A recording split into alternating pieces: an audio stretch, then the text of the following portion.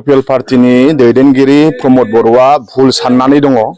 इउपिपिएलनि दैदेनगिरिफोरा गावसोर पावार दं होननानै फैसा दं होननानै इउपिपिएलआ सानदों जोंनि सेंग्रा सिख्लाखौ 100 थाखा 200 थाखाजों बायगोन, गामिनि रायजो राजाखौ 50 थाखा 70 थाखाजों बायगोन होननानै बिथांमोनहा सानदों।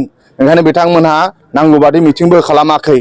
नाथाय जोंनि सेंग्रा सिख्लाया 100 थाखा 200 थाखाजों बायजाग्रा नङा। जोंनि सेंग्रा सिख्लाया पार्मानेन्ट साख्रिखौ लुबैयो। जोंनि सेंग्रा सिख्लाया प्लेटफर्म लुबैयो। जोंनि सेंग्रा सिख्लाया गावसिनि टेलेन्टखौ एक्सप्लर खालामनो थाखाय प्लेटफर्म लुबैयो।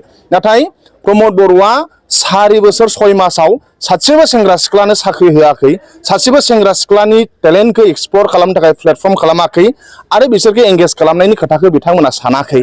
ओंखायनो प्रमोद बर' दैदेननाय इउपिपिएल सरकारा बे 4 बोसोर 6 मासाव जेरैबायदि बिथांमोना गोरोन्थि मावबाय, जोंनि लाइमोनफ्रा दुखु दाहायाव दं, आबादारिफ्रा दुखु दाहायाव दं, फोरोंगिरिफोरा बेन्सारि स्कुला सरकारि जायाखै, कन्ट्रेक्टरफ्रा खामानि मोनाखै। ओंखायनो बिथांमोनहा रागा जोंजोबनानै दङ। मोनफ्रोमबो थाखोनि सुबुंफोरा रागा जोंजोबनानै दं। लाइमोनफ्रा साख्रि बाख्रि मोनैनि रागा आरो कन्ट्रेक्टरफ्रा खामानि मोनैनि रागा, आबादारिफ्रा गामियाव बे 4 बोसोर 6 मासाव सासेबो आबादारिनो इरिगेसन प्रजेक्ट मावनानै होआखै।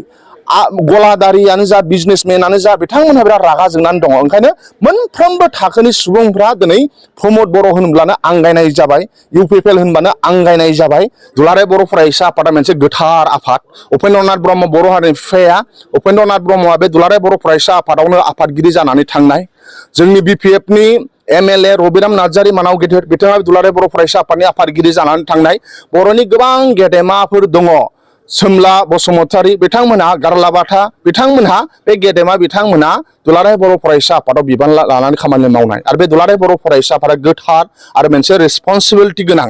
दिनै दुलाराय बर' फरायसा आफादनि जि आफादनि मासिगिरियाव जिरायनानै जेरैबायदि हारिखौ गावस्रा होलायनायनि खामानि मावो, हारिजों हारि राव फान्दायनाय खामानि मावो, बे बिराद लाजिनांगौ बाथ्रा आरो लाजिथावथाव बाथ्रा।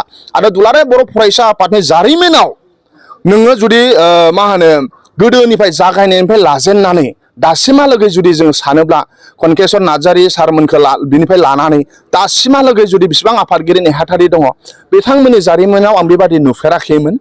दुलाराय बर' फरायसा आफादनि जि मैखोम बिथांजों जे सावरायनाय जे कनभारजेसन आंबो खोनादों, जे मैखोमखौ जेरैबादि इन्स्टिगेट खालामहरदों, इन्सट्राक्सन हरदों, इउपिपिएलनि इएम फेरेंगा आदा बिथांखौ इन्सट्राक्सन हरदों जे दिनै जों साननानै लायो होमब्ला इउपिपिएलनि प्रमोद बर' सावरायनायानो जा, सोरबा इएम राकेश ब्रह्म बुंनायानो जा, सोरबा फेरेंगायानो बुंनाय जा, बे सब स्क्रिप्टेड बाय दुलाराय बर' फरायसा आफाद।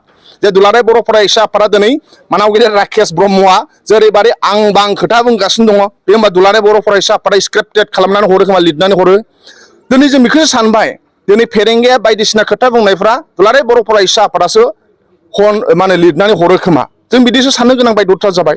बे अडिअ'खौ खोनाखांनायनि उनाव जेरै दिपेन बर'आ मैखोमखौ इन्सट्राक्सन हरदों, थां नों फेरेंगानाव इन्टारभिउ लाहै, फेरेंगानाव ओरै ओरै सों आरो फेरेंगाया ओरै ओरै होननो नांगौ होननानै जेरैबायदि होनदों, बे दुलाराय बर' फरायसा आफादासो साफ्रोमबो इउपिपिएलनि दैदेनगिरि आं बां खोथा बुंनायफोरखौ फोरोंहरो खोमा। जों बेखौसो साननो गोनां जादों।